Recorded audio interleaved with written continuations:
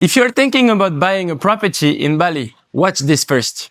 Every week, I meet people who lost thousands of dollars because they didn't get how ownership really works here in Bali. In this video, I'm breaking down 7 legal tips you need to know based on situation I've seen happen in Bali. The Bali real estate market is booming. Villas everywhere, agents everywhere. But the rules for foreign buyers are not always clear. So here is what you need to understand before investing a single dollar in Bali. So the first thing you need to get clear.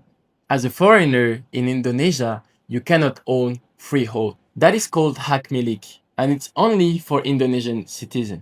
But you've got legal option, Leasehold, Hak Pakai, and Hak Guna Bangunan that you can own through a PCPMA company. Each ones give you different rights to live in the property or rent it out to generate profits. You hear this a lot. Just put the land under an Indonesian's names. It's easy.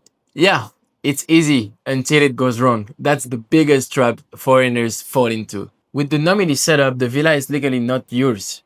If this person changes their mind, sell the land or dies, you're screwed. No rights, no protection. So people ask me, hey Max, what is the safest way to invest in Bali as a foreigner? And I always say the best way is to set up a PTPMA. With it, you can lease land under AGB contract, rent out the villa, and run the whole thing under your company's name. Setting up a PTPMA costs between 2 to 3K USD, depending on what's included, like the business license, tax ID, and bank account. It's a one-time setup that gives you full legal rights to operate in Indonesia. Before you pay a single cent, check everything: zoning, permits, land title, and ownership history. A lot of villas look amazing, but are built on land you're not even allowed to develop. And here is a big one people forget: the road access. I've seen deals collapse after purchase because there was no legal access to the property. Imagine owning a property that you cannot legally reach. Always double check these things before you buy anything. It's too late to fix the mistakes once the deal's done. Most foreigners go for leasehold, 25 to 30 years, pretty standard. But here is the trap. If the renewal clause is not written in the contract, you're not protected. When the lease ends, you could be forced to renegotiate everything or lose the deal. So guys, don't leave it to chance. Renewal terms, transfer rights, future prices, everything needs to be in writing. Forget verbal promises, it means nothing in court. Taxes in Indonesia are actually pretty straightforward if you do things right from day one. You've got around 10% transfer tax when buying. So when you invest in Bali, here is what you need to know in terms of taxes.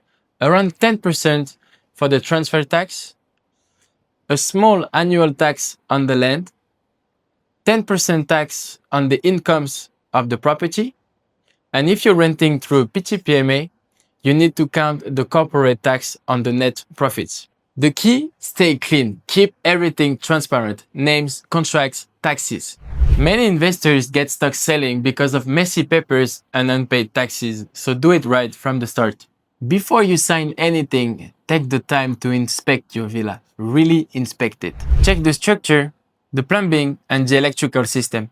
And if you don't have the knowledge, it's fine. You can do it with a professional. Also, make sure that everything that's inside stays after the sales. Furnitures, appliances, get it writing. And if there is works to be done, list it clearly on the deposit contract. So that's how you avoid surprises and protect your money from the beginning. So real estate in Bali can change your life, but only if you know the rules. So to make it easier, I'm giving you access to the exact legal checklist we use before any deal. It's simple, actionable, and free. You'll find the link just below. So if you want to invest, build, or live smart in Bali, hit the subscribe.